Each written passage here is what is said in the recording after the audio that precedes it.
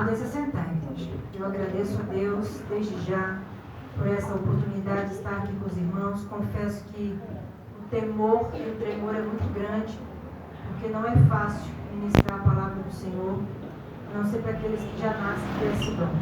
Não é o meu caso, mas eu tenho buscado no Senhor todos os dias da minha vida para que eu possa sim fazer a vontade dele. Aleluia. E por onde eu passar que eu possa proclamar a palavra do meu Deus. Aleluia. Lucas, no capítulo 10. Enquanto os irmãos vão achando aí, procurando, o texto que nós vamos falar nessa noite se encontra no contexto da missão dos 70 discípulos, onde eles foram convocados pelo Senhor para sair ante a face do Senhor de 2 em 2 e irem por todas as cidades. Todos acharam Lucas 10? No verso 9, nós vamos ler assim: E curai os enfermos que nela houver, e dizei-lhes: é chegado a vós o reino de Deus. Deus testifica a palavra dele. Eu estava com muito anseio por esta palavra e ao mesmo tempo com muito medo. E aí, desde que chegamos aqui, o Senhor tem falado de cura, de milagre, de cego, e Deus testificando, e Deus falando. E Ele vai continuar falando que nós devemos crer. Em Lucas 10, 9 diz: E curai os enfermos, e nela e não de houver, dizeres, é chegado a vós o reino. Jesus enfatiza para nós que o reino de Deus está vinculado à cura dos enfermos. Em Lucas 9, 2, a gente lê assim: E enviou-os. Quem enviou? Jesus. Enviou quem? Os seus discípulos a pregar o reino e a curar os enfermos. Muitos de nós queremos o reino, mas não queremos pagar o preço e nem servir as ordenanças do Senhor. Quando você fala, você quer Jesus? Todo mundo quer Jesus. Mas quando é para seguir, quando é para levar sobre si a cruz de Jesus, muitos fogem, muitos correm, porque todo mundo quer. É que nem a vaga do cadeirante, né, meu bem? Todo mundo quer parar na vaga do cadeirante porque fica mais perto da entrada do shopping, da padaria, do mercado, de todos os lugares. Mas quem quer pagar o preço de viver sentado na cadeira? Todos querem a vaga dos idosos, mas quem quer ser idoso? Quantos idosos brigando contra a sua própria idade, porque não quer reconhecer que está velho, que está gasto, que o tempo passou. Mas nós queremos tomar posse daquilo que não é nosso. Então, o reino é chegado. Mas para você ter esse reino, você tem que seguir a ordenança. E a ordenança do Senhor para nós nessa noite é curar os enfermos. Em Lucas 13, eu não vou ler com os irmãos porque é muito extenso o texto, mas no capítulo de Lucas 13, do verso 10 ao 17, a Bíblia nos narra a história da mulher paralítica ou encurvada há 18 anos. E aqui Jesus nos ensina o quanto é perigoso nos tornarmos insensíveis às misérias e sofrimentos dos outros. Isso por tradicionalismos ou por doutrinas de homens ou até mesmo preconceito. Aqui a história, vou narrar rapidamente para os irmãos. Havia uma mulher encurvada há 18 anos e ela entra no templo e Jesus estava ali e ele vê aquela mulher e cura ela. Mas os sacerdotes daquele templo, eles ficam indignados porque Jesus curou no sábado. E aí quando eles começam a questionar Jesus, Jesus fala assim: hipócritas são vocês. Porque qual de vocês não vai soltar o seu boi, a sua vaca, a sua criação e vai levar ela a beber água no sábado? Vai deixar morrer de sede? E por que a gente também não pode? Porque eu não posso soltar as amarras dessa mulher, que é presa de Satanás há 18 anos. Então aqui por tradicionalismo, pela doutrina da igreja, eles queriam que ela não fosse curada. Nossa, mas nós temos 6 dias para fazer a obra. Por que ela vem no templo buscar a cura no sábado? Porque há um tempo determinado para todas as coisas. O nosso Jesus, ele não faz acepção de pessoas. Ele não escolhe a quem ele vai ajudar. Ele simplesmente se deixa gastar por amor. quando ele ia caminhando, uma mulher toca nele. E ele falou, opa, peraí, alguém me tocou, de mim saiu de virtude. Ele se deixa gastar, e quando ele se gasta, ele sente. E você tem sentido o quanto você tem se gastado por Jesus? Fica esse pensamento para nós. No capítulo 17 de Lucas, do 12 ao 19, nós temos a cura dos 10 leprosos. Vem 10 leprosos a Jesus, e Jesus cura a todos, mas só um. E esse que era samaritano volta para agradecer. Aí eu pergunto, e se fosse eu ou qualquer um de vocês no lugar de Jesus, perante tamanha ingratidão dos 9, ia continuar curando? Vamos pensar nisso só um pouquinho. Porque eu, Nilce, na minha pequenez, no meu egoísmo, eu não ia continuar. Por que fazer? Eu fiz por 10, mas porque só um voltou? Não vou fazer mais. Porém, Jesus, ele vê simplesmente aquele que foi grato. E por ele ver aquele que foi grato, ele continua operando. Aleluia! Por isso que nessa noite, minhas amadas, meus amados, sejamos gratos a Deus por tudo. Glória a Deus! Por tudo, pela adversidade, pela alegria, pela bonança, pela falta, por tudo. Nós vivemos uma geração que reclama por tudo. Mudou, inverteu. Vivemos uma geração de 9 leprosos. Porque a gente não volta para agradecer, a gente só sabe reclamar. Vai saber se aqueles 9 falam assim, eu vou voltar porque se eu tive que ir no caminho para ir mostrar para o sacerdote. Por que lá ele não falou, fica limpo e eu fiquei? Nós só sabemos reclamar. Porém, a nossa lição nessa noite é que sejamos gratos por tudo. Jesus continua curando naquela época. E na nossa também. Você crê? Amém. Glória a Deus. No livro de João, no capítulo 4, temos uma outra narrativa dos versículos 46 ao 53, que é a cura do filho de um oficial do rei. Esse filho, ele estava enfermo já há um tempo. E um oficial chega a Jesus e roga-lhe para que cure o seu filho, pois ele estava à morte. Com essa cura, nós aprendemos que devemos ir a Jesus buscar a cura, mas não pelo que vemos, e sim pelo que cremos. E esse oficial, ele creu e o seu filho viveu. Porque quando ele vai a Jesus e ele clama, Jesus fala assim, tu vens a mim pelo que vês. Tu vem me buscar pelo que venho fazendo, pelos milagres, pelos prodígios. Mas esse oficial creu. Aleluia. Ele creu que aquele era Jesus, o Filho de Deus, que podia sim fazer aqueles milagres. E ele creu de tamanha fé desse homem, dessa crença, que Jesus falou, vai que o teu filho vive. E quando ele vai voltando, vem um dos seus criados e fala para ele que o filho dele está vivo. E ele ainda pergunta assim, mas a que hora que foi isso? Foi tal hora. E aí ele se relembra, foi exatamente no momento que Jesus disse que ele estava curado. Então nós aprendemos que devemos crer não pelo que vemos, mas porque realmente nós cremos. Devemos crer em nosso Senhor Jesus Cristo, porque Ele é o Filho de Deus. Ele é o nosso Senhor e Salvador. E por isso Jesus precisa ser adorado.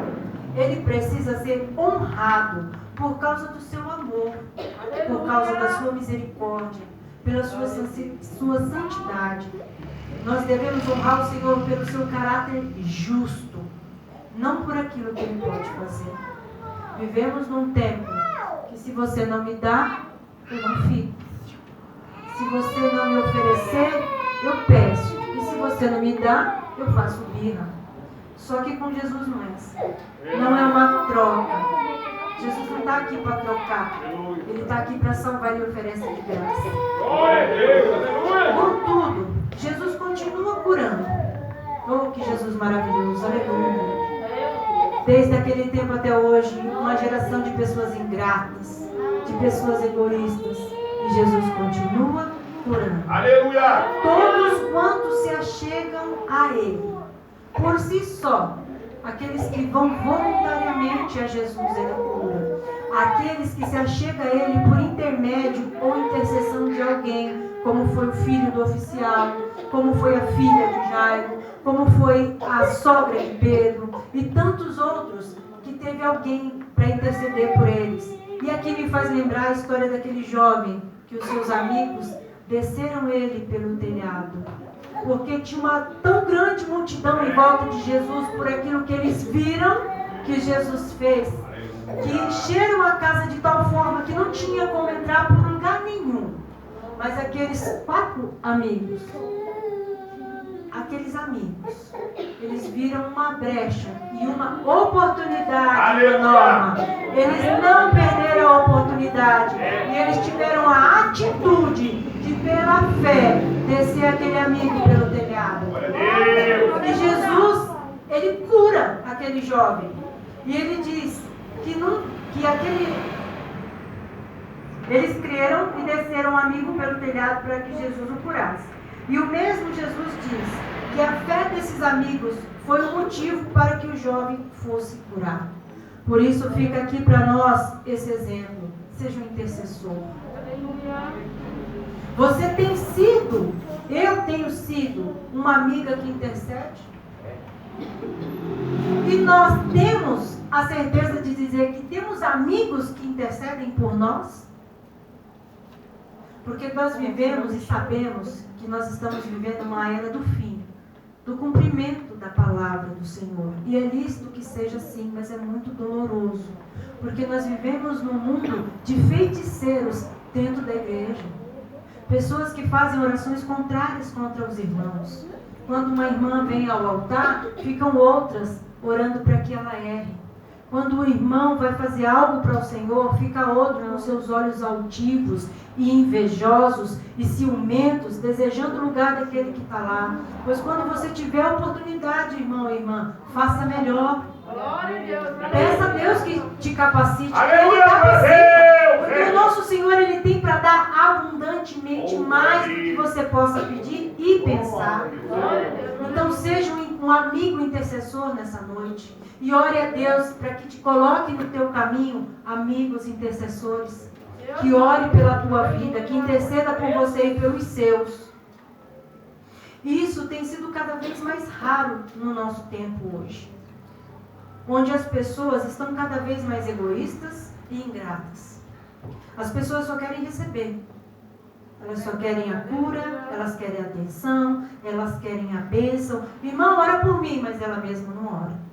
Irmão, me ajuda, mas ela mesma não ajuda ninguém. Irmão, estou com dificuldade em tal área, mas na área que o amigo está com dificuldade, não se dispõe a fazer nada. E essas pessoas não são humildes e nem capazes de agradecer. Elas acham que porque nós, cristãos, ajudamos, é uma obrigação. Assim como os 10 leprosos, os outros 9. Foi obrigação de Jesus me curar. E vivemos no meio de um povo, de uma geração ingrata, que acha que é obrigação que os outros façam por ela. Pois, mais uma vez, fica aqui uma lição: sejamos gratos, sejamos humildes. Nós temos o exemplo do nosso Jesus de humildade, de servidão. Então, que possamos ter esse espírito em nós de gratidão. No entanto, nós aprendemos com Jesus que não podemos mudar quem nós somos por causa dos outros. Aleluia, glória a Deus. Que eu e você não mude a sua essência por causa de ninguém. Ah, porque fulano me tratou mal, eu vou tratar todo mundo mal também. Porque a nossa geração hoje é conhecida como a geração mimimi, né? Por tudo chora, por tudo sofre, por tudo birra, bate o pé, não vou mais, não quero mais. Nem vem na minha casa. Não me deu oportunidade, eu não vou mais naquela igreja. Mas a gente não pode mudar quem somos por causa dos outros. Se Deus te deu um espírito de servidão, sirva. Se Deus te deu um espírito de amor, ame. Se Deus te deu um espírito de gratidão, seja grato por tudo. Tudo aquilo que o Senhor não te deu, você tem a escolha de exercitar. Porque eu aprendi há pouco tempo que entre amar e gostar existe uma diferença. Eu posso gostar, mas eu não sou obrigada a amar. Porque gostar é um sentimento, então eu posso gostar ou não de Giló. Mas amar é uma escolha. Ou seja, mesmo não gostando de você, Luana, eu posso escolher te amar e interceder pela sua vida, em orar por você, em buscar Deus que te fortaleça em graça e conhecimento da palavra dele. Tudo depende da nossa escolha.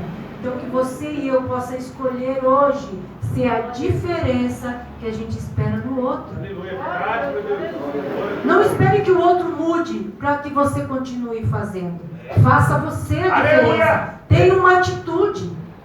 Como a irmã Norma disse, tenha uma atitude e não perca a chance de fazer. Aleluia, glória a Deus. E com isso, eu lhes pergunto, e nós? Agora vai apertar um pouquinho. Como servos do Senhor, tementes e obedientes, temos atendido às necessidades do que se achegam a nós? E aí? É para parar e é para pensar. Nós ajudamos sem reservas? Ou nós fazemos separação? Não, aquela irmã ali, eu vou com a cara dela, essa eu vou ajudar, mas essa aqui é muito jovem, não precisa de ajuda, ela está muito jovenzinha. Você acha? Não tem problema nenhum. Está aí na flor da idade. Vou ajudar a irmã Graça, a irmã Nilce, né? Que está meio capenga. Vamos fazer separação das pessoas? Ou vamos escolher? Não, hoje eu vou escolher e hoje eu vou entregar sopa, porque eu vou aparecer na selfie e na filmagem lá da igreja tal. Está assim, gente. Misericórdia mesmo, mas está assim de cristão. Que escolhe quando ajudar. Que escolhe quando fazer. E enfim, nós chegamos no ápice, que é a acepção de pessoa. Jesus não faz. Sabe por que Jesus não faz acepção de pessoas? Olha eu aqui. Olha cada um de vocês aqui nessa noite. Só eu e vocês sabemos de onde o Senhor nos tirou. Só eu e vocês sabemos quem nós éramos antes de gritarmos por Jesus. Falar, Jesus, eis-me aqui, ó. Eu não aguento mais. Eu sozinho não vou chegar a lugar nenhum. Se ele fizesse acepção de pessoas, o que seria de mim? O que seria de nós? Louvado seja o nome do Senhor. A palavra nos ensina que aquele que pode fazer o bem e não faz, ele comete pecado. Nós vivemos uma vida lutando contra o pecado. Pelo menos tem que ser assim a vida do crente. O pecado na nossa vida tem que ser por acidente. Ele não pode ser acariciado, nem guardado, nem escolhido. Mas aquele que pode fazer o bem e não faz, ele está pecando. Louvado seja o nome do Senhor. Então, eu mais uma vez pergunto para nós, qual tem sido a nossa postura diante dos enfermos da alma, os enfermos do espírito, os enfermos do emocional? Aqui, você não vai precisar gastar nessa área nenhum centavo. Você não vai ter que repartir ou dividir ou tirar daquilo que você tem. Aqui, você vai ter que investir algo inestimável. Sabe o que é, irmãos? O seu tempo. Porque o doente da alma, o doente espiritual e o doente emocional, ele quer alguém que o escute. E já foi dito aqui nessa noite, oh, aleluia! Que Jesus é o melhor psicólogo que nós podemos ter.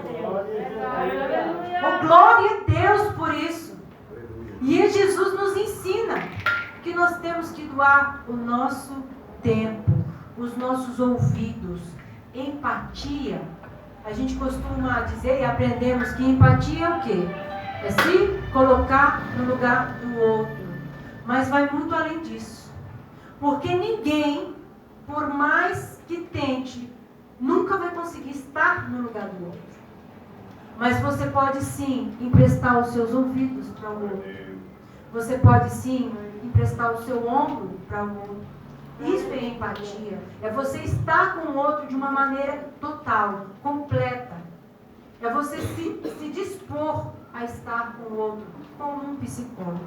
Assim como Jesus faz comigo e contigo todas as vezes que você dobra o seu joelho. Na beira da sua cama, no seu banheiro, no seu sofá, seja de manhã, de tarde, de noite, você começa a chorar e você começa a falar: Senhor, eu não aguento mais. Senhor, está doendo aqui. Senhor, porque aquilo ali. Senhor, e Senhor, e Senhor. E Ele está lá te ouvindo. E Ele está lá te escutando. Enquanto você menos espera, alguém bate na tua porta. Quantos testemunhos? Ó, o Senhor mandou eu vir aqui te trazer isso. Nós vivemos isso. Certa vez na nossa vida, num momento de aprendizado com o Senhor, porque o deserto é a escola do crente. Estávamos na nossa casa e não tínhamos nada de guloseima para Marcela. E ela tinha me pedido 2 dias antes: mãe, eu queria um Yakult. Eu falei: hoje a mamãe não tem. E aí passou uns minutos, eu chorei, porque não tem coisa pior para uma mãe que o seu filho te pedir, por mais simples que seja o pedido, você não teve. Eu não tinha de onde tirar. E aí 2 dias depois, alguém tocou a minha campainha e falou assim: ó, eu vim trazer umas coisinhas para ela. Eu falei: é mesmo? Eu senti vontade e trouxe o Yakult dela. Glória a Deus! Nós estamos vivendo um tempo que a gente quer milagres mirabolantes. É os defuntos levantando, é os coxos dançando forró. Mas aqui não. Quem crê no Senhor agradece a Deus e salta de alegria todos os dias por levantar e abrir os seus olhos. Esse é o nosso maior milagre. É você poder respirar sem um respirador. É você poder engolir o alimento fresquinho sem precisar de uma sonda. Esse é o verdadeiro milagre que Jesus faz na tua e na minha vida hoje. Por isso, doe o seu tempo, porque estamos cada vez mais sem tempo. Cada vez mais sem abrindo mão das oportunidades. Ai, nós vamos na igreja hoje? Não, estou sem tempo. Ó, tem um culto de irmãs lá em tal lugar, vamos lá. Não, eu tenho que lavar a louça hoje. Não, eu tenho que fazer a janta. Eu estou lavando a roupa. Eu estou limpando a casa. Eu estou cuidando das crianças. E o tempo vai passando e a gente não vai tendo tempo. Mas vai chegar um tempo que nós vamos querer e não vai ter. E aí? Então priorizemos o nosso tempo e possamos fornecer esse bem inestimável às pessoas que necessitam. Estamos vivendo um tempo que a doença do momento é a depressão. Setembro amarelo, o suicídio. Estamos num tempo que as pessoas necessitam de tempo e ninguém mais tem tempo para doar. Sentar com um amigo, um encontro de jovens, ou apenas as senhoras sentarem no fim da tarde no portão para ver o pôr do sol, não existe mais. Estamos como Marta, afadigadas e atoladas em tantos afazeres. E o nosso tempo com o Senhor vai passando. Porque não é só o tempo com o irmão que a gente não tem mais. Não tem mais tempo para meditar na palavra. Não tem mais tempo para ensaiar um louvor. Não tem mais tempo para dobrar o joelho e se derramar na presença de Deus. Não, quando chega na igreja, busca lá: Senhor, me dá aqui a palavra para me falar hoje. Não sabe nem o que está lendo. Ou então, eu vou cantar um louvor, fulano está com a oportunidade, vai cantar um louvor que não tem nada a ver naquela atmosfera. O culto está na atmosfera e aí o irmão levanta e canta um louvor que não tem nada a ver. É porque está sem tempo, gente. Não está tendo tempo para buscar no Senhor. Jesus teve tempo para uma mulher samaritana. Oh, coisa linda, Jesus. Louvado é o nome do Senhor por essa palavra, porque a mulher samaritana, ela não tem nome. E ela não tem nome porque pode ser eu e você no lugar dela. Pode ser eu e você saindo no maior calor do dia para não ter que encontrar com as pessoas, porque a gente não quer dividir o nosso tempo. E ele teve tempo para ela. E o tempo que Jesus teve para a mulher samaritana, ele foi suficientemente importante para salvar ela. Oh, glória a Deus! Aleluia. A mulher samaritana foi salva por Jesus. E não foi só nisso. Fez dela uma discípula dele. E ela virou uma missionária, ela virou uma evangelista, porque ela saiu e foi contar o que Jesus fez na vida dela. E você e eu, está contando o que Jesus faz na sua vida? Jesus. Aleluia. Ou estamos deixando passar a oportunidade? Porque a oportunidade de falar de Jesus é em todo o tempo. É no ônibus, é em casa, é na rua, é com o vizinho, é com o padeiro, é com a açougueira, é aonde a gente estiver. Nós temos que ter tempo para aqueles que necessitam conhecer o Jesus que você conhece. Porém, todas as curas estão condicionadas a uma ação e a um desejo. Nós vemos aqui no livro de João, no capítulo 5, verso 6, que nos conta a cura do paralítico de Betesda. Onde Jesus lhe faz uma pergunta, assim como ele fez a Bartimeu. O que quer? Queres ficar são? A Bartimeu lhe perguntou, o que queres que eu te faça? E aqui, amados, eu aprendo uma lição valiosíssima. Sabe por quê? Porque toda vez que Jesus faz uma pergunta, a gente costuma rir. Jesus é engraçado. Por que ele pergunta para o cego o que ele quer? Não é óbvio. Por que ele pergunta para o paralítico o que ele deseja? Não é óbvio. Para nós é óbvio. Mas para Jesus sempre tem um porquê. Aleluia.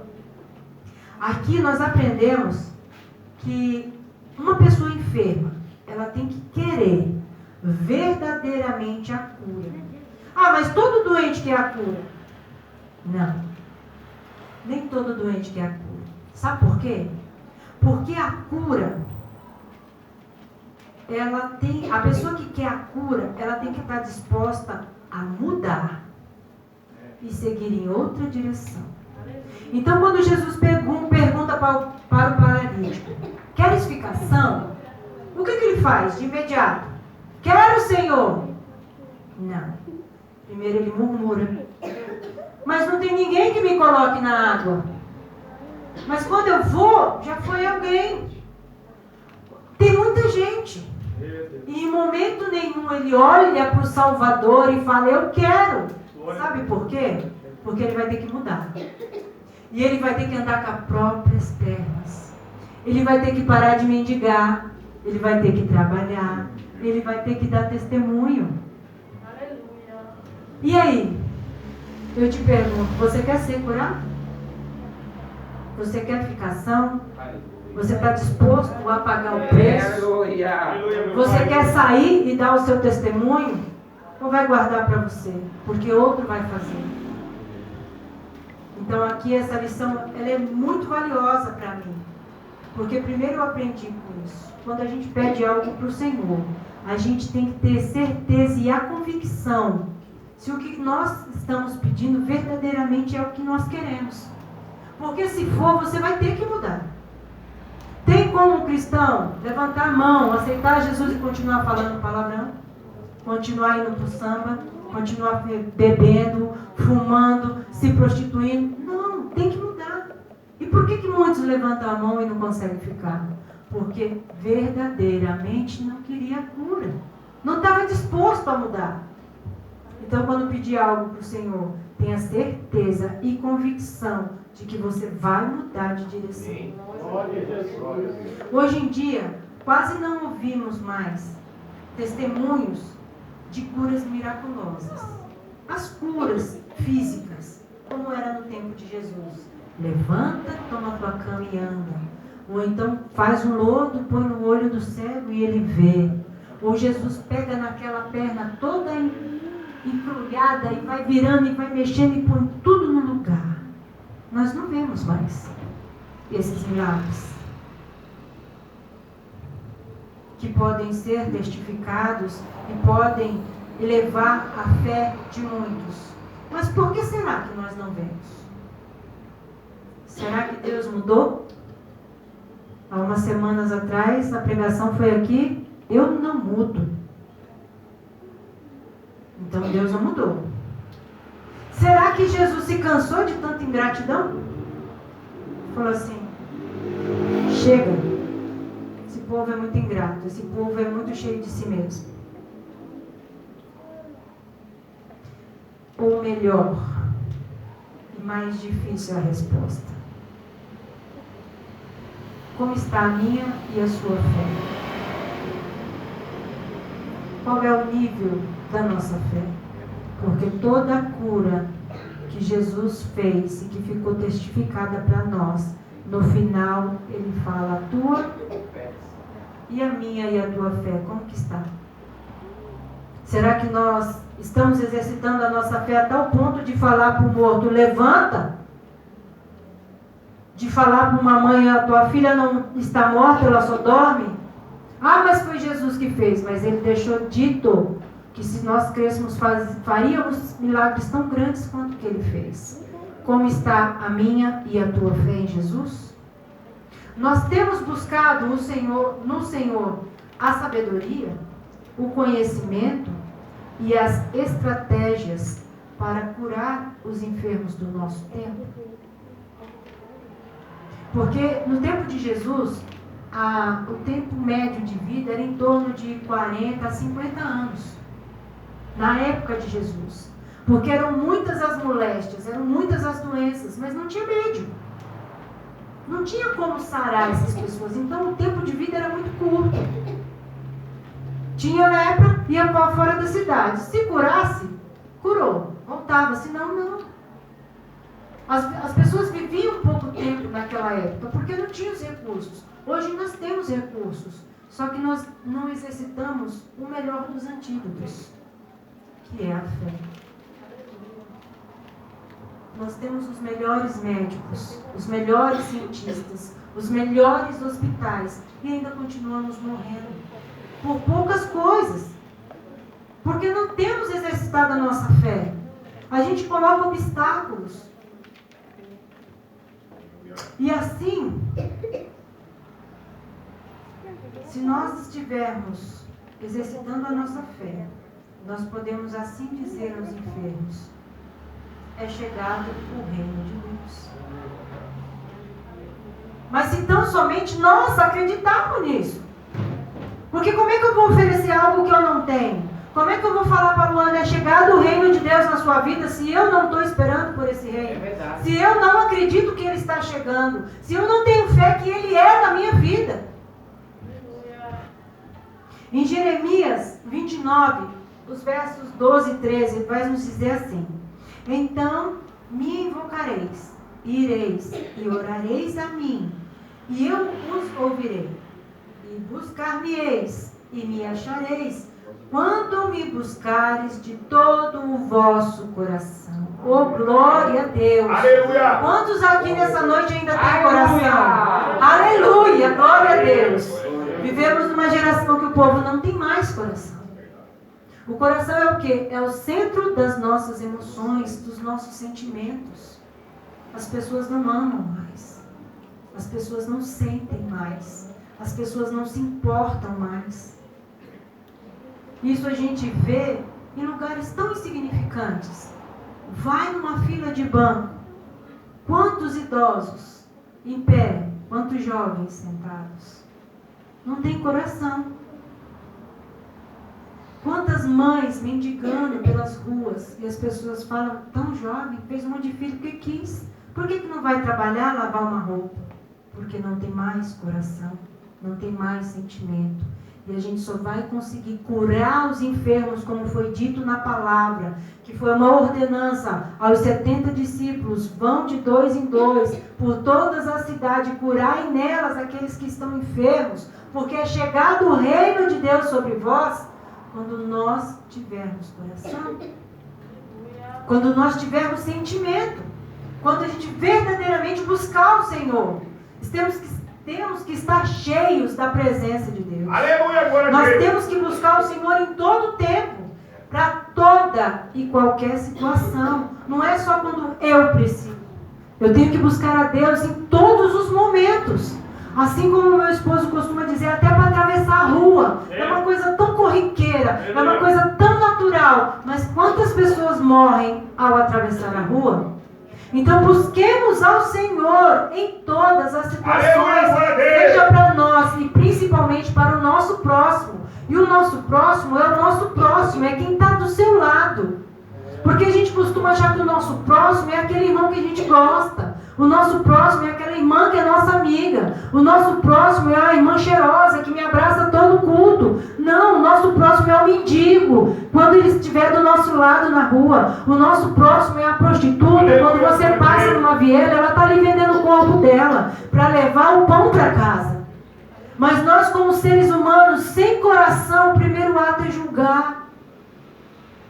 O nosso primeiro ato é repelir. Ah, não, ó a acepção.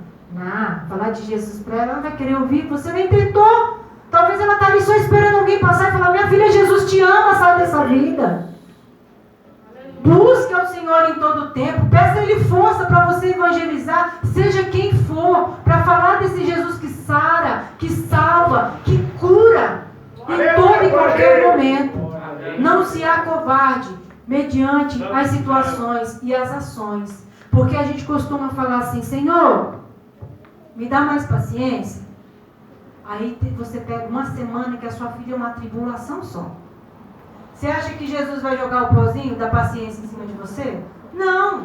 Ele vai te pôr numa situação em que você vai exercitar a sua paciência.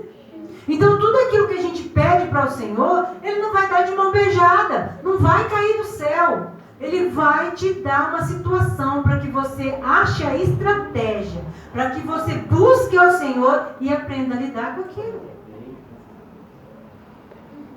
E como na nossa vida, nada é de graça, nem a sua salvação, que todo mundo fala que a graça é de graça, não é, porque Jesus pagou um preço, foi alto. Então na nossa vida, nada é de graça. E no reino espiritual também não. Não é diferente. Pois o reino dos céus, ele só é chegado para aqueles que se arrependem. Existe uma condição para você alcançar o reino. Pois Jesus curou a muitos enfermos físicos e deu-lhes a ordenança de não pecar mais. Então vemos que para a cura espiritual é necessário e vital largar o pecado e se arrepender. Porque aquele que larga e deixa, alcança. Glória a Deus por isso. Glória, glória a Deus. Desde então começou Jesus a pregar e a dizer: arrependei-vos, porque é chegado o reino dos céus. Esse verso é o verso 17 de Mateus 4, que é Jesus e os seus primeiros discípulos. No verso de 23, ele percorria Jesus por toda a Galiléia, ensinando nas suas sinagogas e pregando o evangelho do reino e curando todas as enfermidades e moléstias entre o povo. E para encerrar, meus amados, que o tempo já se avança, em 1 Pedro 2,24, nos diz assim: levando ele mesmo em seu corpo os nossos pecados sobre o madeiro, para que, mortos para o pecado, pudéssemos viver para a justiça, e pelas suas feridas fostes sarados. Jesus é a cura genuína e verdadeira para nós. Aleluia, que possamos curar os enfermos com o melhor dos remédios e o mais eficaz. Que mesmo que não cure nesta terra, mesmo que não cure nessa terra, Ele pode te levar para a vida eterna. Sem enfermidade, sem dor. Esse é o melhor remédio. Que é o nosso Senhor e Salvador Jesus Cristo. Que você possa exercitar a sua fé. Que você possa, através dessa palavra, buscar no Senhor sabedoria, conhecimento, discernimento e estratégia. Que você possa reavivar o seu coração. Que você possa curar os enfermos e dizer: a vós é chegado o reino de Deus. Amém. Assim eu agradeço a minha rica oportunidade em nome de Jesus.